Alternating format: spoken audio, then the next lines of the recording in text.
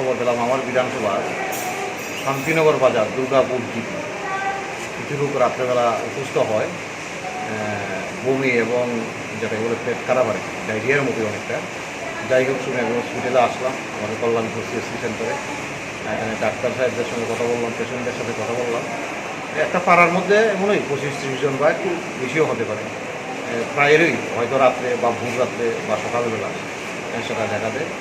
সেই সঙ্গে ডাক্তাররাও সেখানে যা যা পরিষেবা দেওয়ার দিয়েছে বা চলছে চিকিৎসা, এর মধ্যে অনেকটাই আমাদের পরিষেবার মাধ্যমে অনেকেই সুস্থ হয়ে গেছে। যদিও তাদেরকে অবজারভেশনে রাখা হয়েছে, আরও কেউ অসুস্থ হয় কিনা সেটাও আমরা লক্ষ্য রাখি।